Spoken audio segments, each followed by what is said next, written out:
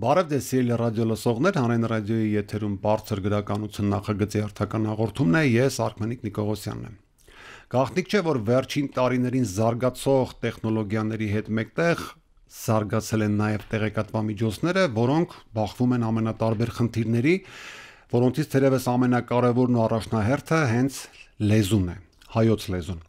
Ահա այս խնդրին անդրադարձել է Մարիամ Կարապետյանը իր հայերենա իրադարձություններ ստեղծելիս մենագրության մեջ, որտեղ վերլուծվում է տեղեկատվամիջոցների լեզուն, դրանց հնարավորությունները, դրանց հանդեպ դիմագրավումները եւ ամենատարբեր հարցեր, որոնց շուրջ այսօր կզրուցենք Մարիամի հետ։ Ողջույն Մարիամ, քո գրքում այսպիսի մի շեշտադրում կա, հա, ինչու հենց լեզուն, հա, որովհետեւ այսօր եթե տեղեկատվական միջոցներ ուսումնասիրում ենք, հատկապես կայքերի տեսանկյունից, ժամանակակից վերջին տարիների, որտեւ ցերթային մամուլը կարծես թե անհետանում է տեսադաշտից, այդտեղ օրինակ կարելի է բազմաթիվ այլ խնդիրներ էլ մատնանշել, հա, որոնք կարող են վերաբերվել եւ տեղեկատվական անվտանգությանը, չգիտեմ, բարոյականությանը նույնիսկ եւ այլն, բայց ինչու է առաջնահերթ հենց լեզուն։ Այո, մի ահագին երկար անդրադարձ կա գրքում, թե ինչու հենց լեզուն, որովհետև լեզվին կարելի է ամենատարբեր դիտանկյուններից մոտենալ։ Սա գիտես, հետաքրքիր իրավիճակ է ստեղծում։ Մի կողմից այսպես ապահով հեռավորություն է ստեղծում, օրինակ մարդիկ կարող են, եթե չեն ուզում առանձնապես գլուխ տանել, գլուխները ցավեցնել, ասենք դե լեզու է, ժուրնալիստիկայի հետ կապ չունի, լրագրության հետ կապ չունի, կամ թակառակը լեզվաբաններն էլ կարող են ասել իբր թե լեզու է, բայց իրականում լրագրություն է։ Մյուսները կարող են ասենք ինչ-որ քաղաքական շեշտադրումներ նկատել եւ այլն։ Այսինքն գրքում շատ բան կա, բազմաթիվ ուղղություններ են քննարկվում եւ մեթոդական իմաստով եւ նաեւ թեմատիկ իմաստով բովանդակությունը բավականին լայն է եւ լեզուն դիտարկվում է այս բոլորի հետ առնչության մեջ եւ իրականում այդ համալիրի մեջ է, որ գրքի կարելի ասել արժանիքն է, եթե անհամեստ չի լինի այդպես ասել։ Չէ, անհամեստ չի, որտեղ գիրքը իսկապես շատ լավ գիրք է, պարզապես իրեն մերձենալու մոտիվացիա են փորձում ստեղծել, որպեսզի ընթերցողները կարդան իսկապես իրոք ուշագրավ գիրքը եւ հասկանան, թե օրինակ այդ տեղեկատվամիջոցների ես քո բառն եմ օգտագործում, էլի, անդադ ես լրատվամիջոց կասեի։ Տեղեկատվամիջոցների լեզուն որքանով է նաեւ խայծ, հա, որքանով է նաեւ վանող գործիք երբեմն, որովհետև անգամ չգիտեմ, այդ լրահոսը թերթելիս մենք հիմա տեսնում ենք, որ տեղեկատվամիջոցները շատ հաճախ օգտագործում են վերնագրի լեզուն, հա, որպես ամենակարևոր խայծ իրենց խնդիրները լուծելու։ Ես կուզեի որոշակի նաև պատմական այսպես էքսկուրս անենք, Մարիամ, տես դու շատ խորությամբ վերլուծել ես նաև 90-ականների մամուլը, հա, ահա այդ միջոցների լեզուն կիրառելու տեսանկյունից, հա, որտեվ գաղտնիք չէ, այդ թերթերն էլ պետք է օգտագործեին որոշակի վերնագրեր, որպեսզի շատ ընթերցողներ ունենային եւ այլն։ Ահա էլեկտրոնայինի լեզուն եւ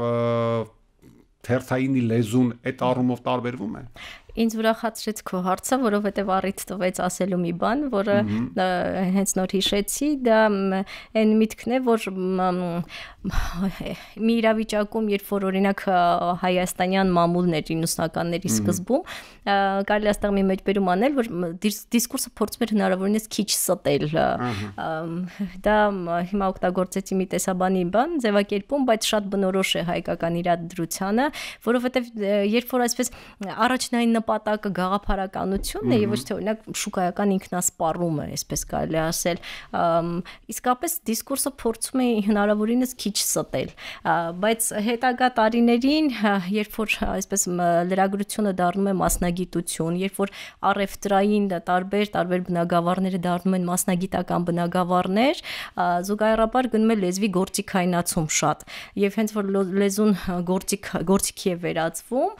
գիտակցաբար, ցավալիորեն ընտրում են այդ լեզուն իբրև գործիք կիրառելու ավելի էժան տարբերակը, որովհետև դա ավելի մատչելի լեզու է եւ ավելի հասանելի է ու ավելի հեշտ է սպառվում։ Սա ընտրվում է ավելի հեշտ սպառվող լեզուն։ Լեզուն իսկապես կարող է իբրև գործիք ծառայել տարբեր խնդիրների համար։ Իմ գիրքը նաեւ այդպիսի հարցեր է քննարկում, բայց այլ հարց է, երբ որ փորձում են բան անել, լեզուն ծառայեցնել այն դիմելով լեզվի ամենա, այսպես ասեմ, ստորին շերտերին, եթե շատ հարաբերական Հա, հիերարխիա սարքեմ։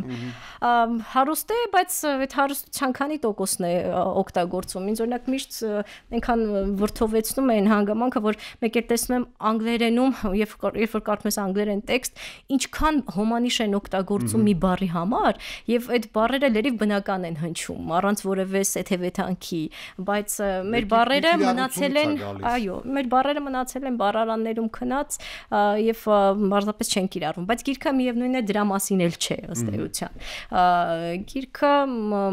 ինչի մասին է, հիմա եթե էլի փորձեմ պարզեցնել, տես ոնց է, թվում է թե ինչ որ դիսկուրսներ կան, այսինքն լեզվի կիրառության ընդհանուր միտումներ կան, որոնք այսպես համատարած են ոնց որ թե եւ հավակնում են ընդհանուր մի հատ դաշտ ստեղծել, որի մեջ բոլորս ապրում ենք։ Դա գուցե ոմանց համար դա Facebook-յան պղպջակի լեզուն է, ոմանց համար երթուղայինի կանգառի լեզուն է, չգիտեմ, ինչ որ բան հորինեցի։ Այսինքն տարբեր մարդիկ ապրում են ինչ որ լեզվական պղպջակների, լեզվական թաղանթների մեջ, չէ՞։ Եվ ամեն մեկին թվում է թե իր լեզուն է, այսպես գերակա լեզու։ Մայրիկների Viber-յան չաթերում դեռևս լատինա, բայց այդտեղ օրինակ նույն տեղեկատվամիջոցները գնում են, հա, իջեցնում են իրենց լեզվական մակարդակը, օրինակ, որպեսի ավելի շատ դիտելի լինեն, հա, կամ ընթերցվեն հենց այդ Viber-ի չաթի մայրիկների կողմից, հա։ Նույնիսկ իջեցնելու կարիք էլ չկա, որովհետև մարդիկ արդեն ինքնին ցածր է, հա, բայց չի ուզի, որ ոճաբանական հարթության մեջ դիտվեր այս հարցը, որովհետև մի քիչ դեպի ոճաբանության կողմ գնացինք, բառապաշարի տարբերակման, հա, ասածս այն էր, որ միտքս կիսատ մնաց, որ այդ ամեն մեկից թվում է թե ինչ-որ մի հատ լեզվական շերտ է գերակա, բայց իրականում այդ դիսկուրսները ամբողջությամբ չեն ծածկում սոցիալական հարաբերությունների ոլորտը եւ դրանց միջև միշտ ինչ-որ գործելու տարածություն կա, որտեղ կարելի է դիրքավորվել եւ ինչ-որ հասարակական փոփոխությունների մասին մտածել։ Կուզեի, որ այստեղից մոտենանք լեզվին, որպեսզի ոչ ոճաբանական լինի գրքի քննարկումը, ոչ էլ լինի ինչ-որ բան զուտ բառապաշարի շերտի կողմից մոտենանք, որտեղ գրքի վերնագիրը ինձ այդ հնարավորությունը տալիս է, հուսով եմ քեզ էլ, որտեղ եթե գանք ամեն դեպքում ոճաբանական մի խնդրի, իրադարձություն բառը ինձ համար դրական շեշտադրում ունի։ Իր աուրան դրական է։ Հիմա հայերենը ինչպես է իրադարձություն ստեղծում։ Այո։ Հայերենը ինչպես է իրադարձություն ստեղծում։ Այսինքն լավ բան, հա։ Բայց հետո երբ որ կարդում ենք քո գիրքը մանրամասնորեն, տեսնում ենք, որ լավ բաները ավելի քիչ են։ Չգիտեմ, լավ բաները քիչ են թե շատ են, այդ լավ բան ասվածը իհարկե շատ հարաբերական է, ինչ բայց իրադարձությունը հաստատ դրական աուրա ունի։ Իրադարձություն ասվածը գուցե դրական աուրա ունի, այդ տարբերության, նոր թարմության ինչ-որ մի տպավորություն է, հարանշանակություն է բերում, հա։ Եթե նշանավորել չէ, գոնե թարմ մի բան է, էլի, երևի թե այդ հարանշանակությունը, որ քեզ դուր է գալիս, հետաքրքիր էր, լավ նկատառում էր։ Եթե քեզ մոտ այդպիսի ասած զուգորդումներ առաջացրել, ինձ դուր է գալիս այդ միտքը, որ հայերենը կարող է, հայերենը իրադարձությունների հետ զուգորդելը կարող է այդպիսի հետաքրքիր բան հարանշանակությունների առիթ տալ։ Ինչու ինչպես է իրադարձություն ստեղծում, այստեղ ուրեմն հայերենը դիտարկվում է ավելի շատ բան գործիքի շինանյութ, բանի դիսկուրսի շինանյութ, եւ իսկ այդ բանի իրադարձությունները միշտ ստեղծվում են ինչ-որ դիսկուրսներով, ճիշտ է։ Երբ որ ստեղծում ենք իրադարձություն, ստեղծում ենք տարբերություններ։ Երբ որ անընդհատ նույն բանի տարբեր բաների մասին խոսում ենք միևնույն լեզվով, միևնույն բառապաշարով եւ այլն, եւ միևնույն կաղապարներով, մտածողության կաղապարներով, արտահայտվելու կաղապարներով եւ այլն, քնեցնում ենք նշանակությունները, անգամ եթե դրանք իսկապես նոր թարմ բաներ են, միևնույնն է դատապարտված են ենթարկվելու այդ ընդհանրացնող ինչ որ միտումին, որ արկա է, էլի, բայց եթե փորձում ես մի քիչ տարբերություն արտադրել, տարբերություն ներմուծել ամեն անգամ մեկնաբանության մեջ, այսինքն ձևակերպում ես իսկապես իրադարձության կանոններով, իբրև եզակի մի բան, այդ դեպքում լեզվական պրակտիկան, այսինքն լեզվի կիրառության այդ հերթական գործողությունը վերածվում է իրադարձության եւ իրադարձության է որ վերածվում նաև դրա հաղորդած բովանդակությունը։ Շատ լավ, Մարիամ, հիմա տես, մեր մամուլը լավ տեղեկատվամիջոցները որքանով ունեն ահա այդ քո ասացի գիտակցությունը, հա, որովհետև տես այստեղ երբ որ քո գիրքը կարդում ենք այդ վերլուծությունները մանրամասն, մենք իսկապես տեսնում ենք, որ այն էժան հնարքները, որ այսօր կատարվում են մեր հատկապես էլեկտրոնային մամուլում, ամենատարբեր այսպես առիթներով եւ առումներով, իրականում կարող են շատ ավելի խելացի կիրառվել, հա, հենց լեզվի շնորհիվ, հենց լեզվի խելացի կիրառության շնորհիվ իսկապես իրադարձություններ ստեղծել, լավ դիսկուրսներ ձևավորել, բայց արդյոք դու տեսնում ես որևէ լրատվամիջոցում ահա այդ քո սահմանածի, քո այդ վերլուծածի արտացոլում, ասենք, կամ գիտակցություն, որ իրենք օրինակ փորձում են գնալ այդ ճանապարհով, որտեղ դու գրքում նաև շատ խոր հարցեր ես քննարկում այդ մեդիա կրթության հետ կապված, հա, ըստ ամենայնի այդ գիտելիքները մատուցվում են, դու ինքդ դասախոսում ես, չէ՞։ Հետո այդ կուսանողները գնում են տարբեր թերթերում, լրատվամիջոցներում աշխատելու կամ տարբեր կայքերում, որքանով այդ գիտակցությունը հետո տեղափոխվում այդ կայքեր։ Ցավալիորեն պիտի ասեմ, որ այդքան էլ վստահ չեմ, որ տեղափոխվում է, որովհետև բայց կարող է դա էլ պատճառ ունի, որը էլի հայրենի մեջ է, իրադարձություններ ստեղծելու այդ լոգիկայի մեջ է։ Դե ոչ թե իրադարձություններ ստեղծելու լոգիկայի, իրադարձություններ չստեղծելու լոգիկայի, երևի թե այդպես պիտի ասենք, որովհետև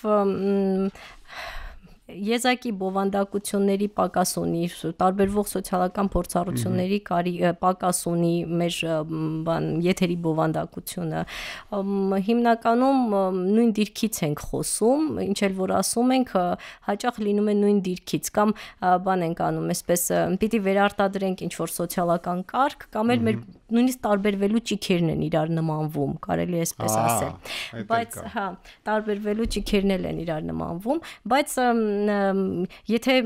դիտենք լեզուն իբրև հաստատութացման գործիք, այսինքն ինստիտուտների, հասարակական հաստատությունների կայացման գործիք, կայացմանը նպաստող գործիք, չասեմ վերջնական եւ միակ, այլ գործիքներից մեկը։ Եթե նայենք այսպես, գրքում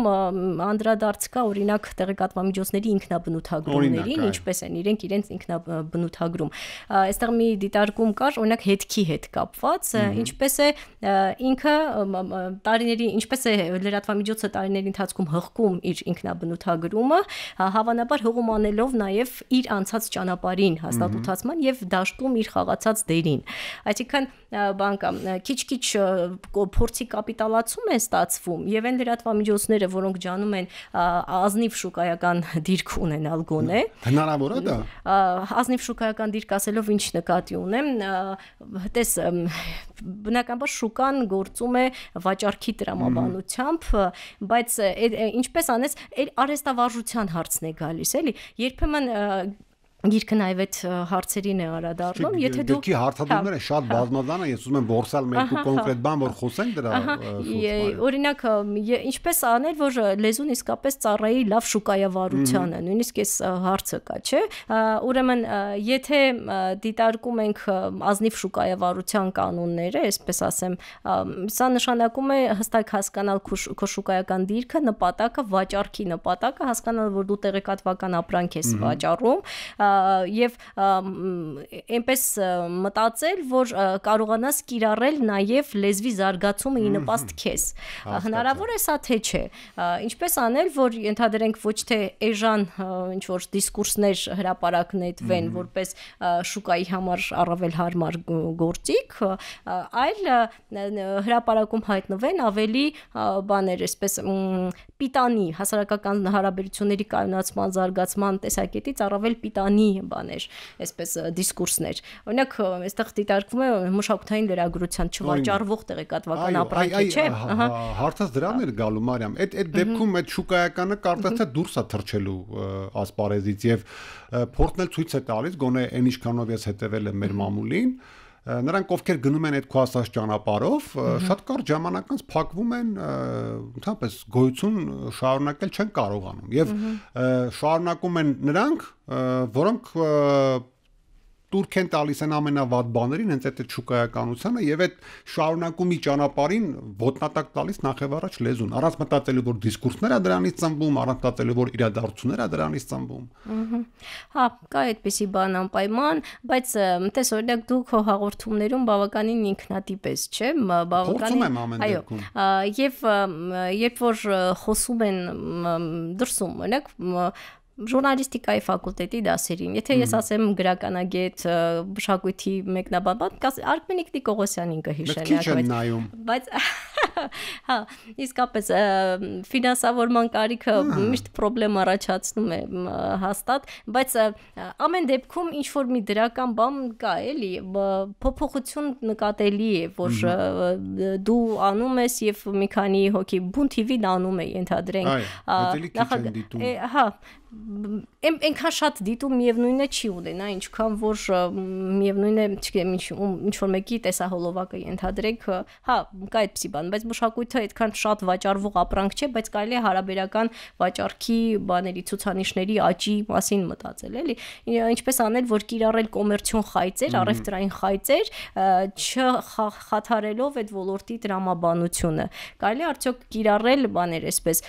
առևտրային խայծեր, տեսեք, այդ խայծ վերնագրերը ամենաիժան խայծերից են։ Հաստատ է, չէ, ամենասկզբում եւ փաստորեն հայերենը ստացվում է թե էլի գրքի վերնագրից մեկն է, հայերեն իրադարձություններ է ստեղծում խայծե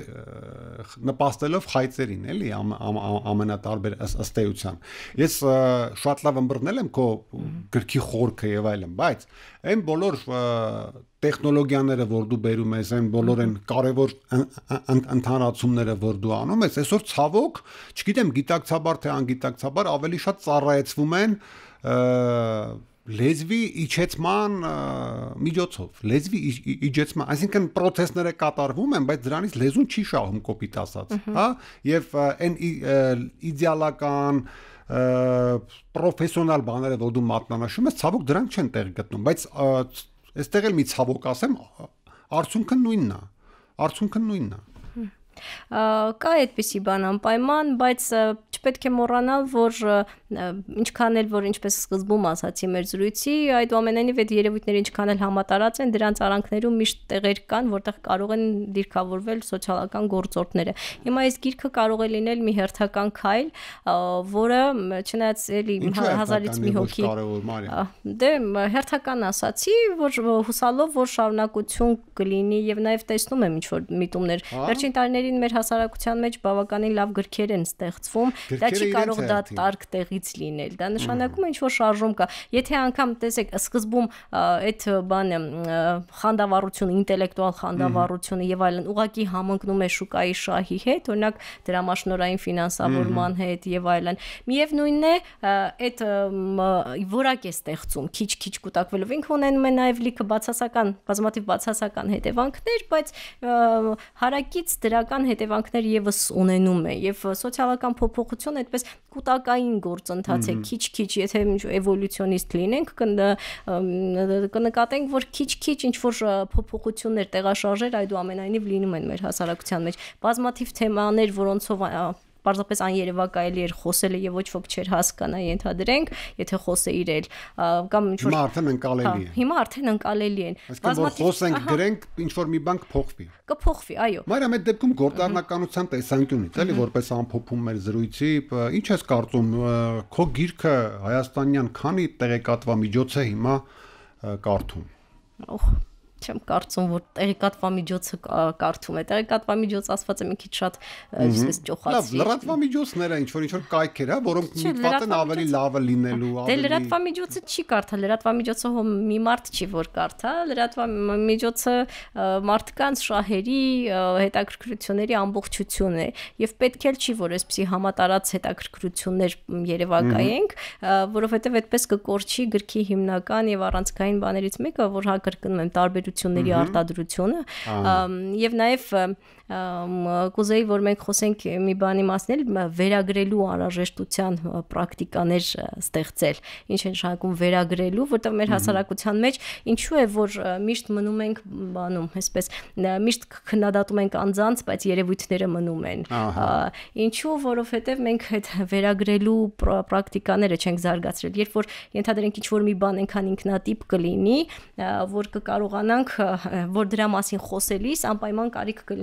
կլինի ասել, որ սա այսպիսի հետաքրքիր սոցիալական պրակտիկա է բերում, բայց այնքան դա զարգանա, որ ոչ թե ենթադրենք ասենք, տես Մարիամը այսպիսի բան ասաց, այլ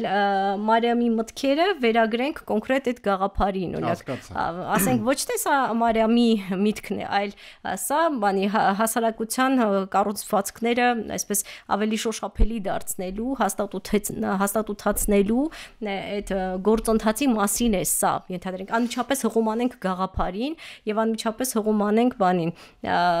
այն կառուցվածքին, մոդելին, որին գիրքը միտված է։ Սրա համար գիրքն են կարդում այդ տրամաբանությամբ։ Գիրքը կարդանք, եթե այդպես այդ տրամաբանությամբ կարդանք, շատ լավ կլինի, որ այսինքն ես ուրախ կլինեմ, եթե այնպիսի մտքեր զարգացրած լինեմ կամ ընկալվի, որ զարգացրել եմ այնպիսի մտքեր, որոնց մասին խոսելիս կարելի է պարզապես հղում անել գաղափարներին։ Ասել ես ինչ է այս Մարիամը խոսում կամ ուրախ կամ թակառակը քննադատաբար, ոչ թե այդ տրամաբանությամբ ասել, այլ անմիջապես հարց դարձնել գաղափարները։ Արդյոք կկարողանանք նրան հասնել, որ մենք բան անենք, ինչ որ թեմայի մասին խոսելիս հղում անենք գաղափարներին, մոդելներին, կառուցվածքներին։ Հաստատելը եւ քննադատելը։ Այո։ Ըստ էության այդ արարքն է։ Հուսով եմ կլինեն այդպիսի ժամանակներ եւ այդպիսի ընկալումներ, Մարիամ, շնորհակալ եմ զրույցի համար ու շնորհակալ եմ նախ եւ առաջ այս հրաշալի գրքի համար։ Ես չեմ պնդիս այն գրքերից չի, որ անխտիր բոլորին ես կարող եմ խորհուրդ տալ, բայց սա այն գրքերից է, որոնք մակարդակ են, հա, բարձրացնում մտածողական, նաև իմացական, ինչու՞ չէ, նաև ամենակարևորը վերլուծական եւ ավելի ռեալ են հնարավորություն տալի ըմբռնել ինչ որ կատարվում այսօր մեր լրատվամիջոցներում, տեղեկատվամիջոցներում դեր ասած։ Շնորհակալ եմ։ Շնորհակալ եմ Արքմենիկ ջան եւ գնահատանքի համար եւ հրավերի համար։ Շնորհակալ եմ։ Սիրելի ռադիոլսողներ, վերջում հիշեցնեմ, որ Հանրային ռադիոյի եթերում բարձր գրականություն նախագծի հերթական հաղորդումներ ես Արքմենիկ Նիկողոսյանն եմ, զրուցում էի Մարիամ Կարապետյանի հետ։ Մեր զրույցի թեման նրա հայերենը իրադարձություններ ստեղծելիս հաստատելը եւ քննադատելը։ Մենագրություններ լավ եղեք։